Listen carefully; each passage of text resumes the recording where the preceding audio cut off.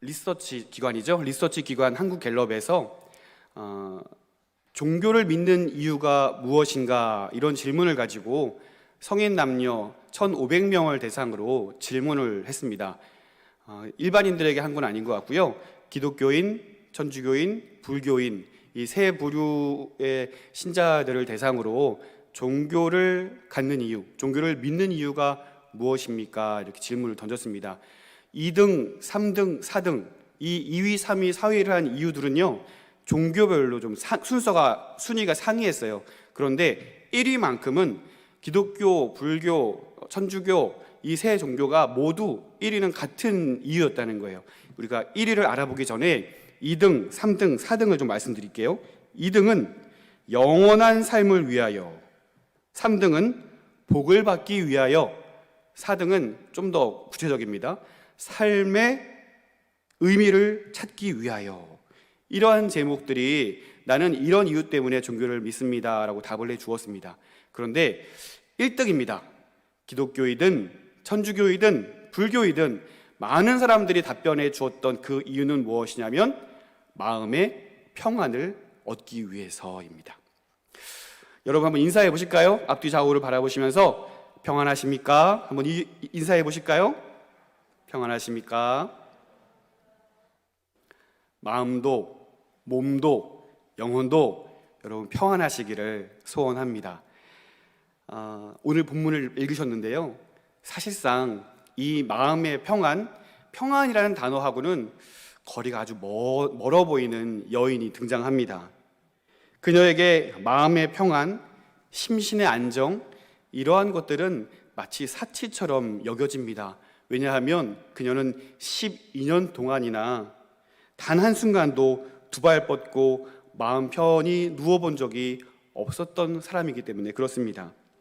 평안이 문제가 아니라 지금 자신의 이 걱정스러운 고통스러운 질병이 회복되는 것만을 간절히 고대하며 간절히 바라며 살아갔던 여인이기 때문에 그렇습니다. 그녀는 그녀가 가진 이 질병 때문에 많은 사람들에게 손가락질을 받으며 살아야만 했습니다. 부정한 여인. 당시 유대인들에게 이 혈루증은 매우 천대받는 질병이었습니다. 이것은 그녀의 개인적인 문제일 뿐만 아니라 그거는 사회적인 문제였기 때문에도 그렇습니다.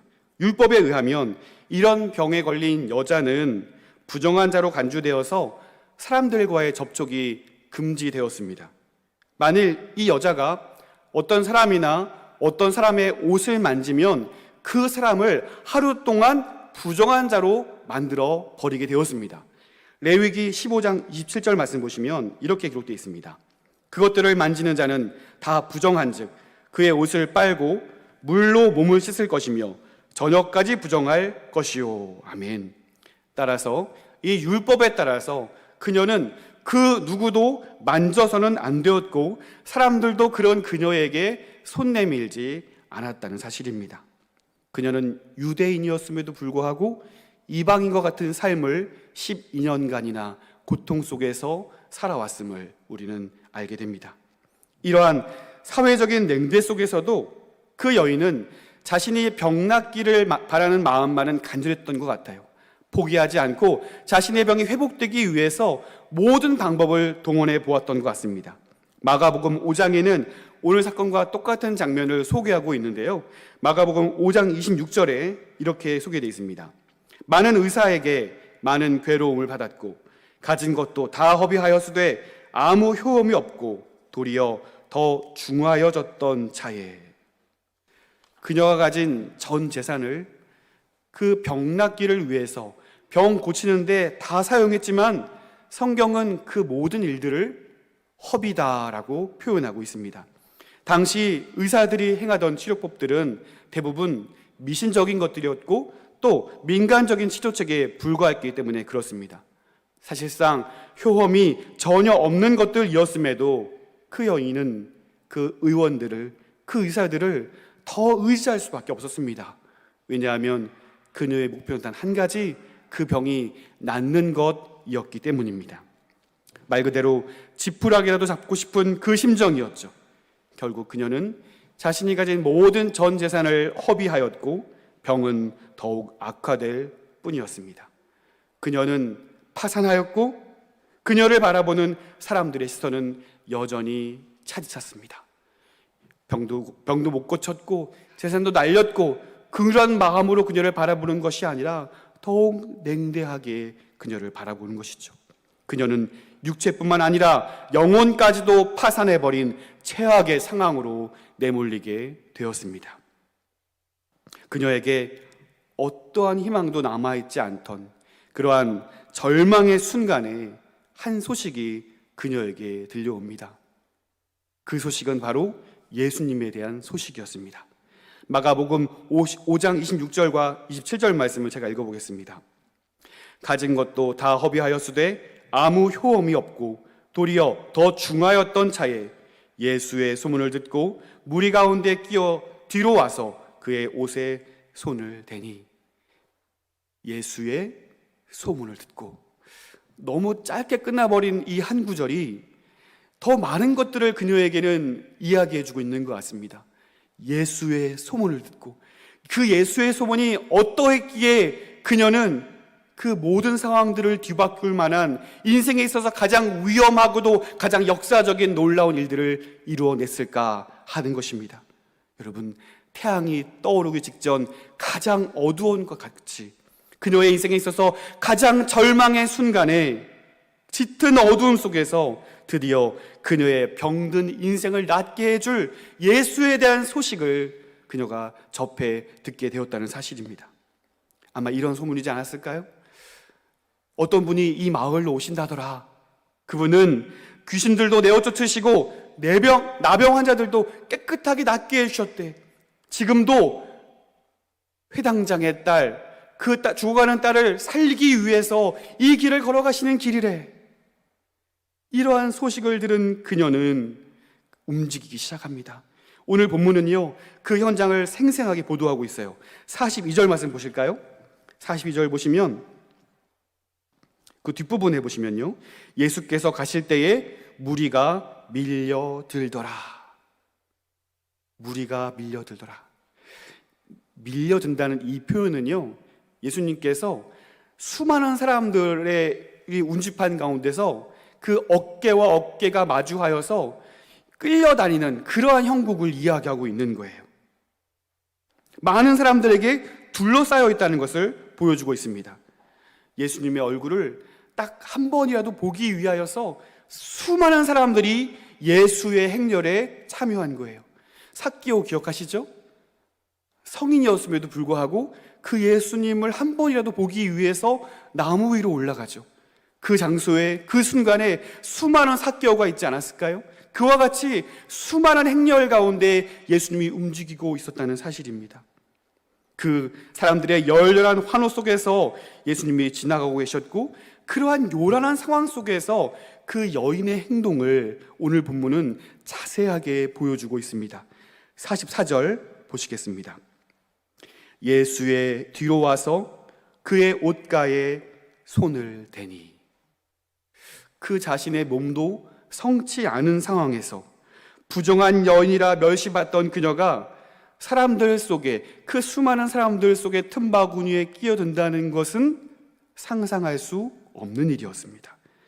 앞서 말씀드렸다시피 그녀가 다른 사람들을 만진다는 것은 어떤 의미냐면은 의식상 하루 동안 그 사람을 부정하게 만드는 일이었기 때문에 그렇습니다. 그러니 자기뿐만 아니라 다른 사람들을 위해서도 많은 사람들이 있는 곳에 그녀가 가서는 절대 안 되는 상황이었죠. 많은 사람들이 있는 곳에 그녀가 가는 것은 결코 상상할 수 없는 일이었고, 그처럼 그녀는 어쩌면 위험스러운 인물이었다는 사실입니다. 그러므로 그녀는 사람들이 모여있는 곳에는 얼씬도 하지 말아야 했죠. 하지만 그녀는 이 모든 두려움을 끌어안고 그 수많은 인파 사이로 나아갑니다. 그녀는 딱 한 분에게만 시선이 고정되어 있습니다. 사진 찍기를 좋아하시는 분들은 아웃포커싱이라는 말을 아실 거예요. 찍고자 하는 피사체의 렌즈를 조정을 하면 그 피사체 외에는 다 뿌옇게 처리가 되거든요. 마치 그와 같이 그녀를 조롱하고 그녀를 비웃던 수많은 사람들은 뿌옇게 처리가 되고 딱 한 분에게만 정확하게 초점이 고정되어 있는 거예요. 인생의 가장 절망적인 시간을 보내고 있던 그 여인에게 그 순간 예수님 외에는 그 어떤 누구도 남아있지 않았다는 사실입니다. 이러한 상황 가운데 그녀의 속마음은 이런 것이 아니었을까요?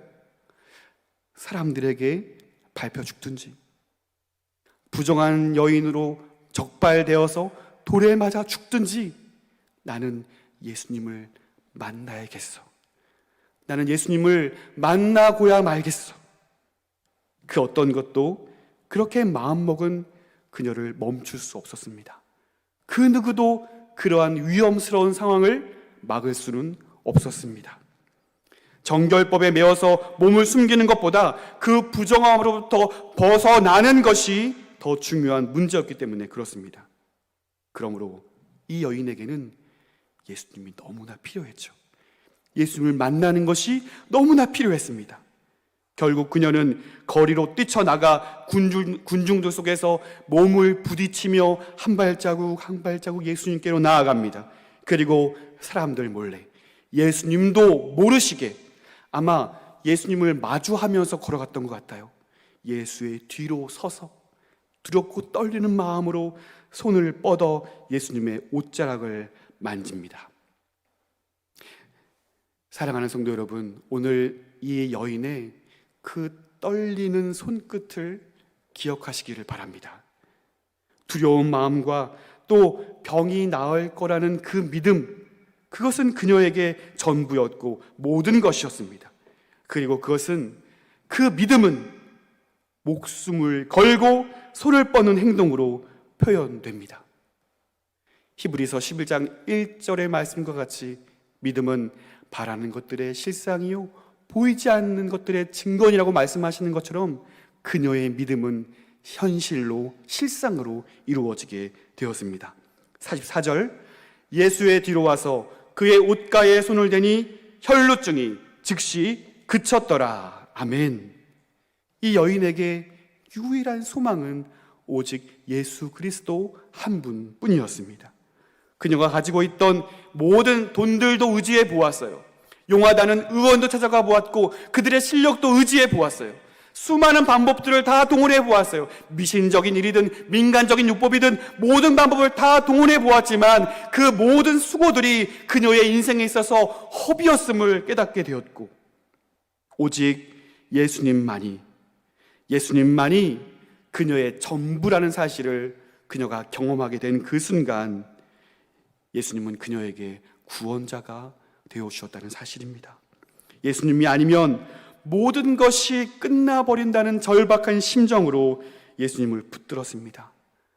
만일 그 많은 사람들의 틈바구니 속에서 부정한 여인으로 적발되어서 돌에 맞아 죽을 걸 알면서도 그녀는 이 하나의 선택을 할 수밖에 없었습니다. 예수님께 나아가는 일, 그 손끝을 뻗어 예수님의 옷자락에 손을 대는 일, 그분이 모든 것이었기에 오직 그분만이 나를 치료할 수 있을 것이라는 믿음을 가지고 그녀는 이 행동을 움직이기 시작합니다. 사람들은요, 더 나은 삶을 위해서, 더 많은 것을 채우기 위해서 신앙을 가지려고 합니다. 신앙생활을 하려고 합니다. 마음의 평안도 마찬가지 아닐까요? 모든 두려움으로부터 안전하기 위해서, 더 안락한 삶을 위해서, 더 풍요로운 삶을 위해서, 넉넉한 삶을 위해서 종교를 가지려고 하고, 또 그러한 이유로 신앙에 몰두하는 자들에게 오늘 이 여인은 우리에게 분명하게 가르쳐주고 있습니다.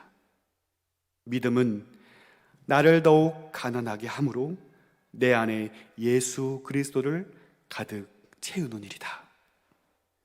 마태복음 5장 3절과 4절 말씀 보시면 이렇게 예수님께서 말씀하셔요.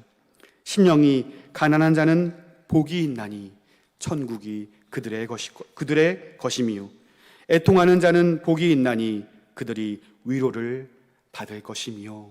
아멘. 이 본문을 지금은 고인이 된 유진 피터슨이라는 목사님이셨고 교수님이셨던 그분이 성경을 좀 더 쉽게 현대인들이 이해하기 위해서 더 메시지라는 제목으로 성경을 번역해서 냈어요. 출간했어요. 거기서 마태복음 5장과 3절을 이렇게 번역하고 있는데요. 한번 보시겠습니까? 우리 한번 자막을 준비했는데요. 같이 한번 읽어보도록 할게요. 벼랑 끝에 서 있는 너희는 복이 있다. 너희가 작아질수록 하나님과 그분의 다스림은 커진다. 가장 소중한 것을 잃었다고 느끼는 너희는 복이 있다. 그때야 너희는 가장 소중한 분의 품에 안길 수 있다. 자, 한 번 더 읽어드릴게요. 벼랑 끝에 서 있는 너희는 복이 있다. 너희가 작아질수록 하나님과 그분의 다스림은 커진다. 가장 소중한 것을 잃었다고 느끼는 너희는 복이 있다. 그때야 너희는 가장 소중한 분의 품에 안길 수 있다.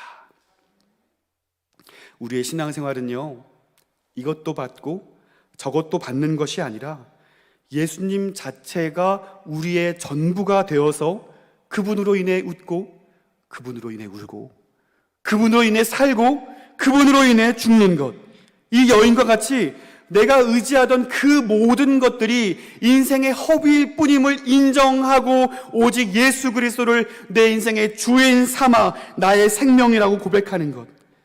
사랑하는 성도 여러분, 이것이 오늘 저 여러분의 신앙의 이유가 될 수 있기를 간절히 소원합니다.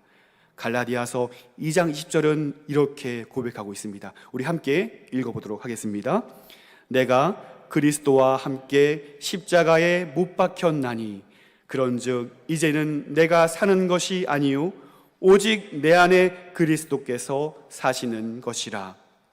이제 내가 육체 가운데 사는 것은 나를 사랑하사 나를 위하여 자기 자신을 버리신 하나님의 아들을 믿는 믿음 안에서 사는 것이라. 아멘. 이와 같은 삶이 우리의 삶이 되었으면 좋겠습니다. 어쩌면 나는 그 여인과 같지 않기에 나는 절박하지 않다라고 생각하시는 분들이 있을 수도 있어요. 왜냐하면 나는 이 여인과 같이 오랜 시간 동안 아픈 적도 없었고 그 여인과 같이 내 전 재산을 다 허비하지도 않았고 나는 그녀와 같이 절박한 상황도 아니기에 나는 그와 같은 간절함이 없습니다라고 말씀하실 분들도 계실지 모르겠습니다. 그러나 여러분, 우리가 조금만 생각해 본다면 우리의 삶도 이 여인과 조금도 다를 바가 없다는 사실을 우리는 분명히 깨닫게 될 것입니다. 우리 인생에 예수님이 없다면, 인생의 구원자로 오신 그 예수님을 영접하지 못했다면 우리는 죄라는 질병 때문에 죽을 수밖에 없는 사람들이라는 거예요. 이 죄의 문제를 해결해 보기 위해서 사람들은 심오한 사상 또 놀라운 철학들을 가지고 사람들에게 면죄부를 주어서 이러한 철학과 이러한 사상이 우리에게 구원을 가져다 줄 수 있다라고 이야기를 하지만 결국 그러한 철학과 그러한 사상도 아무런 답을 제공해 주지 못하였고 답 없는 답이 답이다라고 말하는 그 모든 허황된 이야기 가운데 오히려 사람들을 더욱 큰 근심으로 빠져들게 했다는 사실입니다. 어떠한 사람들은요, 철저한 자기 수련을 통해서 어떤 경지에, 어떤 구원에 도달할 수 있다라고 이야기하지만 그러한 방법으로도 구원을 스스로 누린 사람은 단 한 사람도 없다는 사실입니다. 또 과학과 진보와 문명의 발전을 통해서 곧 유토피아가 올 것이다라고 이야기하지만 그 사람들이 말하는 유토피아는 우리에게 진실한 진정한 유토피아를 제공해 주지 못한다는 사실은 우리의 모든 삶을 통하여 우리는 이미 경험하고 있는 것입니다. 그 어떤 것으로도 우리 인류에게 구원을 가져다 주는 것은 없다라는 사실을 우리는 삶을 통하여, 역사를 통하여 분명히 알게 되죠. 하지만 이 사실을 성경은 이미 우리에게 분명히 일러주고 있어요. 로마서 3장 23절 말씀 보시면 모든 사람이 죄를 범하였음에 하나님의 영광에 이르지 못하였더니 라고 말씀하고 있습니다. 그렇습니다. 이 세상 그 누구도 그 죄로부터 자유로울 수 없습니다. 그 누구도 그 죄로부터 구원을 스스로 얻을 수 있는 사람은 한 사람도 없다는 것입니다. 그 벗어날 수 없는 죄악 때문에 그 죄의 결과대로 죄의 삭슨 사망이니 인간은 영원한 죽음을 맞이할 수밖에 없다는 사실입니다. 그러므로 여러분, 죄인인 인생에게 유일하게 필요하신 분이 누구십니까? 예수 그리스도입니다. 많은 지식을 가졌거나 지식을 가지지 못했거나 모든 이에게 필요한 분은 누구이십니까? 예수 그리스도입니다. 건강하거나 연약한 자이거나 유일하게 필요하신 분은 오직 예수 그리스도 한 분이십니다. 모든 인생에게는 이와 같이 구원자가 필요합니다.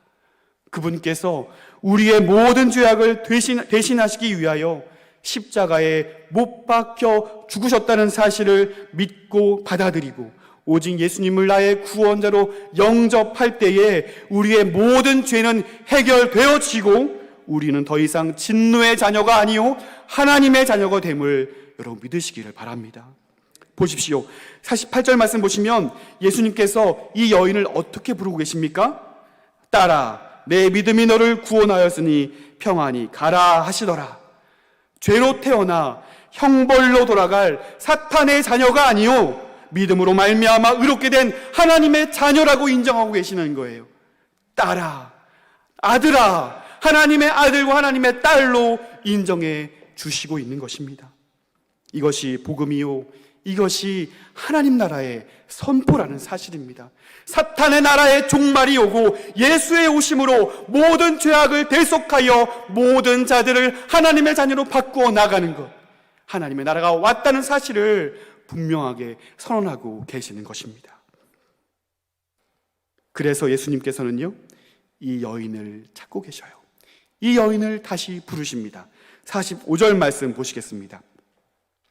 예수께서 이르시되 내게 손을 댄 자가 누구냐 하시니 다 아니라 할 때에 베드로가 이르되 주여 무리가 밀려들어 미나이다. 정말 모르셨던 걸까요? 예수님께서 모르고 질문을 하시는 것일까요? 베드로의 이야기를 들어보실까요? 베드로의 말대로 수많은 사람들이 운집한 상태에서 예수님께서 거의 떠밀려다시피 움직이는 그런 상황. 서울 지하철 2호선을 생각해 보시면 얼마나 많은 사람들이 운집해 있는 걸 알 수가 있는데, 제가 그 신도림역 바로 직전이 구로역이거든요. 구로역을 지나서 신도림역을 지나서 제가 가야 할 곳은 한 10정거장 더 지난 낙선대역인데요. 신도림역에서 저는 내려버리고 말았습니다. 내려지게 됐습니다. 왜냐하면 제 뒤에 있는 사람들이 내려야 되는데 저도 피해주고 싶죠. 근데 어깨와 어깨에 수많은 사람들이 다 껴있으니 저도 모르는 사이에 끌려서 내리게 된 거예요. 저는 떠나버리는 지하철을 지켜보고 있어야만 했습니다. 그렇게 많은 사람들이 운집해 있는 그러한 순간이 바로 지금 이 순간이 아니었는가 생각하는 거예요. 지금 예수님께 손을 대고 있는 사람이 몇 명이었을까요? 얼마나 많은 사람들이 있었겠어요. 몸과 몸이 다 있고 어깨가 다 있고 많은 사람들이 뒤엉켜 있는 그런 순간에 예수님께서 손을 댄 자가 있다 말씀하시는 거예요. 정말 모르셨을까요? 다 몰랐을 거예요. 하지만 딱 두 사람은 알았을 겁니다. 예수님은 분명히 아셨을 것이고 예수님의 몸에 손을 댄 이 여인만 알고 있었을 거예요. 그러면 예수님께서 분명히 자신에게 손을 대어서 능력으로 고침받았던 그 여인이 누구인가를 알았더라면 부르시면 안 됐죠. 가던 걸음을 멈추고 모든 사람의 시선을 주목하게 한 후에 손을 댄 자가 있다 이렇게 말씀하시면 안 되죠. 그녀는 혈루병 걸린 여인이었기에 수많은 사람들의 틈바구니 속에서 결코 있으면 안 되는 인물이었기에 정 궁금하시면 그 상황이 끝난 다음에 다시 찾아가서 조용히 부르실 수도 있잖아요. 그런데 마치 사형 집행을 하실 것처럼 수많은 사람들의 이목을 집중시키신 이후에 그녀를 불러들이고 있는 이유는 무엇인가 하는 것입니다. 예수님의 성격이 괴팍하셔서 그런 것일까요? 공짜는 어디서? 공짜는 없다. 이런 마음으로 그녀를 부르시고 계시는 것일까요? 전혀 그렇지 않다는 거예요. 오히려 그 여인을 통하여 하나님의 나라가 임했다는 소식을 선포하시기 위해서라는 사실입니다. 예수님께는 다 계획이 있으셔요. 예수님의 행동에는 다 계획이 있으신 거예요. 그녀를 부르고 있는 이 순간도 그녀에게 있어서는 참 위험한 순간이었지만 예수님에게는 계획이 있으신 거예요. 예수님은 그 여인을 부르셨고 그 부르심에 거부할 수 없던 여인은 두려움으로 주님 앞에 그리고 사람들 앞에 서게 됩니다. 그리고 예수님께 손을 댄 이유와 그 혈루증이 낫게 되었다는 사실을 사람들에게 이야기합니다. 곁에 있던 많은 사람들은 그 여인의 이야기에 귀를 기울였고 그녀가 병고침을 받게 된 경위를 분명히 알게 됩니다. 이 여인은 하나님께서 그녀를 위해서 은밀하게 행하신 그 일을 많은 사람들 앞에서 공개적으로 선언하고 있는 것입니다. 그녀는 치유를 받음과 동시에 예수님을 통하여서 자신에게 행하신 하나님의 놀라운 역사를 증언하고 선포하는 증인의 역할을 그 순간 감당하고 있었다는 사실입니다. 사람들의 시선은요, 부정한 여인에서 이제는 부정한 여인이 아니라 회복된 여인으로 바라보고 있는 것입니다. 그리고 그녀를 구원케 한, 그녀를 회복케 한 예수님께로 자연스럽게 시선이 움직이게 되는 것이죠. 복음의 능력을 깨닫게 된 것입니다. 그녀가 의지하던 모든 것이 사라지고 오직 예수님만 그녀의 인생의 주인이 되었을 때에 병고침은 물론이고 그녀가 바라지도 못한 구원까지 그녀는 얻게 되었다는 사실입니다. 여러분, 구원은 값없는 하나님의 은혜요 선물임을 믿으십니까? 그러나 구원받은 하나님의 백성들의 삶은 여전히 공짜여서는 안 되겠습니다. 여러분, 오늘 이 혈루증 걸린 여인의 그 떨리는 손끝을 기억하고 또 기억할 수 있으면 좋겠습니다. 예수님이 아니라면, 그분의 헌신과 그분의 사랑이 아니었다면 지금 우리의 이 삶을 보장할 수 없을 뿐만 아니라 이 삶 이후에 우리의 죄의 책임을 반드시 져야 하는 비참한 인생이라는 사실을 우리는 늘 기억해야 할 것입니다. 그래서 우리는 기억하고 또 기억하고 감사하는 인생이 되어야 합니다. 여러분에게 예수님은 어떤 분이십니까? 나의 필요를 채워주기 위해 존재하는 분이십니까? 나의 어려움을 해결해주는 해결사로 계시는 분이셔야 합니까? 아니라면 그분은 우리의 인생의 주인이셔야 하겠습니까? 누가는 혈루증 걸린 이 여인의 교훈을 강화하기 위해서 한 사건을 더불어서 이야기를 소개해주고 있습니다. 아직 해결되지 않은 회당장 야이로의 딸 이야기입니다. 사실 예수님의 발걸음이 멈춰서 혈루증 걸린 여인을 낫게 해줄 만한 여유는 없었습니다. 왜냐하면 회당장 야이로의 딸이 죽어가고 있었기 때문입니다. 우리의 생각은요, 우리의 이성은요, 죽기 전에 뭔가 해결돼야 되거든요. 왜냐하면 죽으면 끝이잖아요. 급한 마음으로 끌려가는 예수님을 그 누구도 막아서는 안 되는 상황이었던 거예요. 하지만 혈루증 걸린 여인 때문에 시간을 지체하던 중에 회당장의 집에서 한 하인이 와서 그녀가 죽었다는 안타까운 소식을 전하게 됩니다. 그러자 예수님께서 이렇게 말씀하시죠. 두려워 말고 믿기만 하라. 그리하면 딸이 구원을 얻으리라. 이렇게 말씀하셨을 때에 이 직전에 벌어진 혈루증 걸린 여인을 낫게 하신 이 일을 믿음으로 받아들인 사람이라면 정말 그럴 것이다 라고 믿었겠지만 대부분의 사람들은 어리둥절했다는 사실입니다. 이미 죽었는데 뭘 믿으라는 것인가?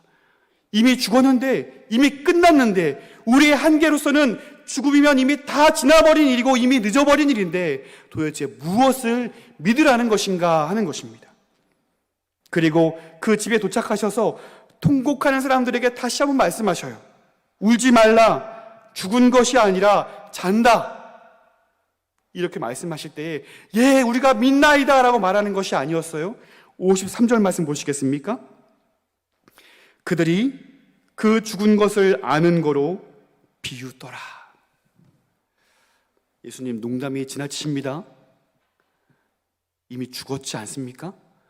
오시려면 빨리 오셔서 해결해 하셔야지 이미 죽은 사람을 가지고 도대체 무엇을 믿으라는 것입니까?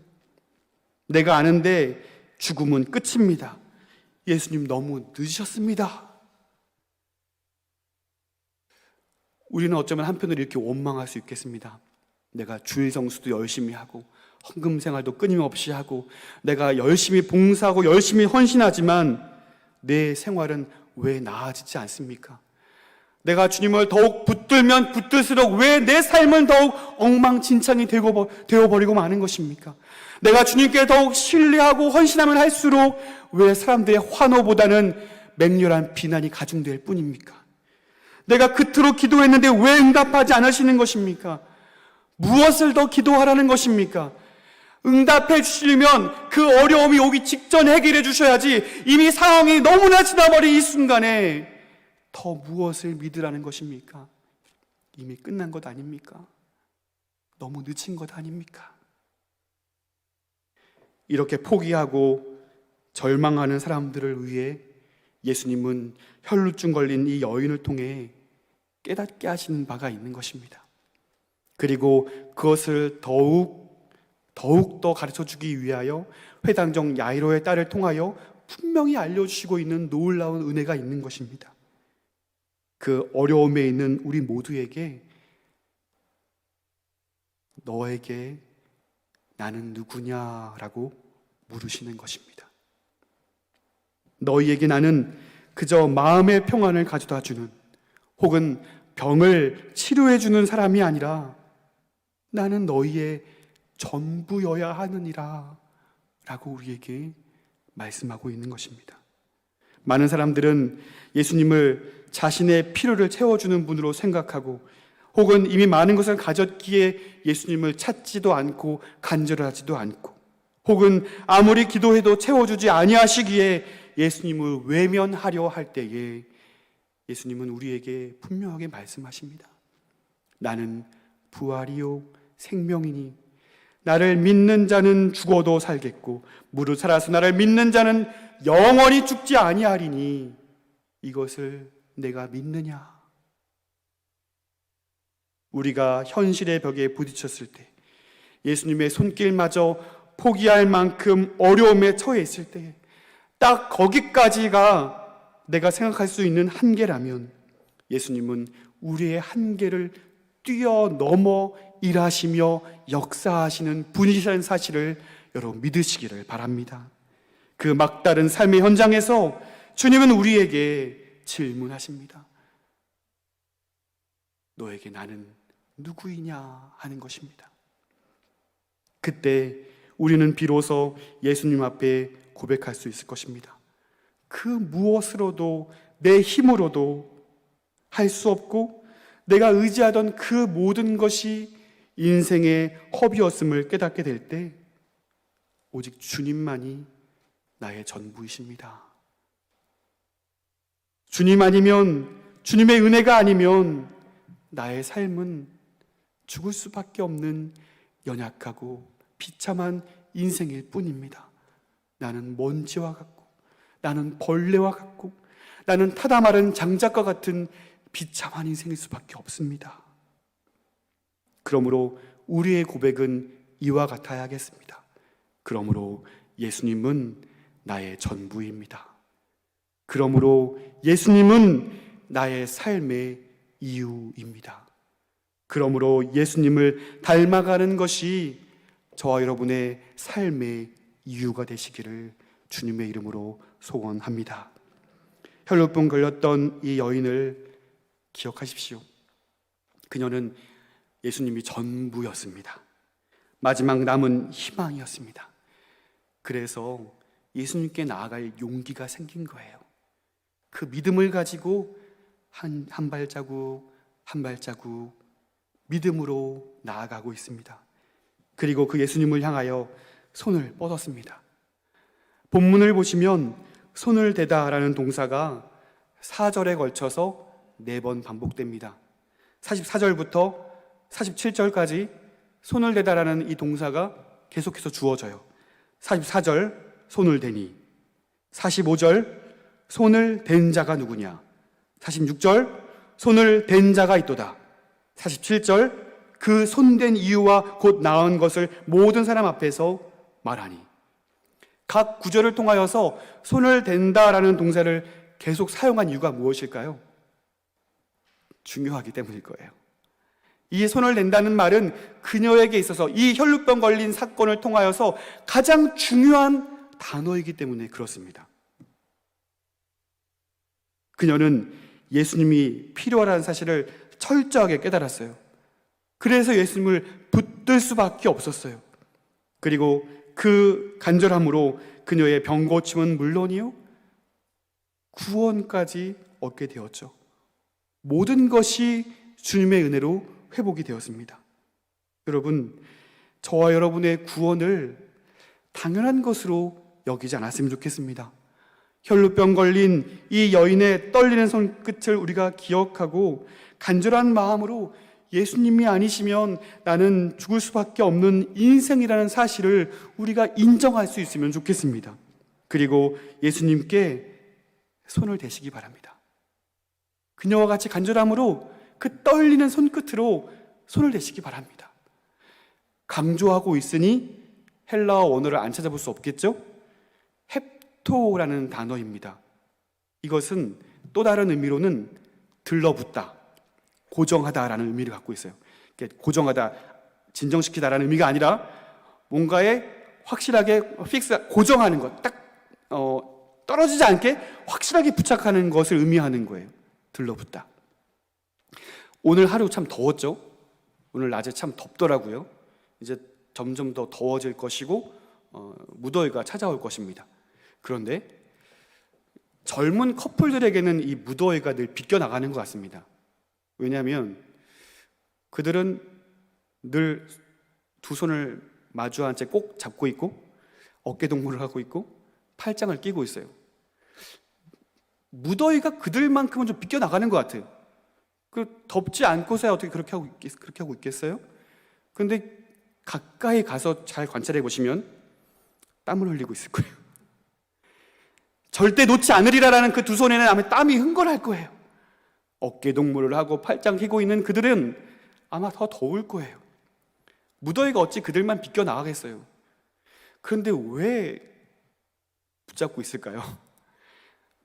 혼자 있어도 더운데 왜 그렇게 부둥켜 안고 있을까요? 이유가 뭘까요? 마스크를 다 끼고 계셔가지고 사랑하기 때문에, 그렇죠? 좋기 때문에, 사랑하기 때문에 들러붙어 있는 거예요. 사랑하는 성도 여러분, 그 좋으신 주님께 들러붙어 있으시기를 간절히 소원합니다. 인생의 맹렬한 추위에만 붙어 있지 마시고 무더위 속에서도 붙어 있으시게 되기를 간절히 소원합니다. 예수님께서 요한복음 15장 5절 말씀을 통해서 우리에게 이렇게 말씀하시더라고요. 나는 포도나무요 너희는 가지라. 그가 내 안에 내가 그 안에 거하면 사람이 열매를 많이 맺나니 나를 떠나서는 너희가 아무것도 할 수 없음이라. 아멘. 오늘 이 말씀이 유독 저에게 들어오더라고요. 나를 떠나서는 너희가 아무것도 할 수 없다. 이 말은 뭐예요? 나에게 들러붙어 있어라 라는 거예요. 나에게 들러붙어 있을 때야만 그 영향이 이어가고 흘러가서 많은 열매를 맺게 될 것이다 라고 말씀하고 있습니다. 사랑하는 여러분, 예수님은 우리에게 우리의 필요를 채워주시는 분이 아니라 우리 인생의 주인이 되셔야 합니다. 우리의 전부가 되셔야 합니다. 갈라디아서 2장 10절의 말씀과 같이 우리는 그분과 함께 연합하여 그분을 믿는 믿음으로 이제는 더 이상 이 박정기를 위한 삶이 아니라 예수 그리스도를 위한 삶으로, 이제는 박정기라는 이름이 아니라 그리스도인 새로운 이름으로 주님을 위해 사는 삶이 저 여러분의 삶이 되시기를 주님의 이름으로 축원드립니다. 아무리 세상이 달콤해 보여도, 아무리 세상이 좋아 보여도 주님께 붙어 있는 것이 생명이요 소망인 것을, 가장 좋은 것임을 인정하여 말씀을 묵상함으로, 예배를 드림으로, 특별히 5월 한 달 우리가 가정 예배를 드리기로 했어요. 가정 예배를 통하여 우리의 모든 가족 구성원이 주님께 들러붙어 있으므로 충만한 은혜를 누릴 수 있게 되기를 간절히 소원합니다. 기도하겠습니다.